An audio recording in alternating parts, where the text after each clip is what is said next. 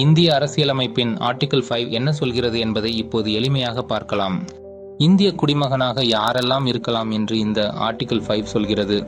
அதாவது, இந்திய அரசியலமைப்பு தொடங்கும் நாளான ஜனவரி 26, 1950 முதல் இந்த நிபந்தனைகள் பூர்த்தியாகும் என்றால் அவர் இந்தியாவின் குடிமகன்களாக இருப்பார்கள் என்று இந்த சட்டப்பிரிவு கூறுகிறது. அவைகள் என்னவென்றால், இந்தியாவில் பிறந்திருந்தாலோ, இந்தியாவில் அரசியலமைப்பு வருவதற்கு முன் பொதுவாக 5 வருடத்திற்கு மேல் வசித்து வருகிறவர்களாக இருந்தாலோ, இந்தியா பாகிஸ்தானில் இருந்து பிரிந்த பிறகு பாகிஸ்தானில் இருந்துவிட்டு இந்தியா திரும்பி வந்து குடியேறி வசித்தவர்களாக இருந்தாலோ, அவர்கள் அனைவரும் இந்திய குடிமகன்கள் ஆவார்கள்.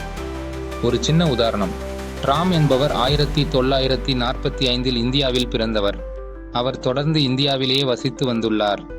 ஆகவே 1950 அரசியலமைப்பு வந்தபோது அவர் தானாகவே இந்திய குடிமகனாக இருப்பார். Like, comment, share and subscribe for other articles of Indian Constitution.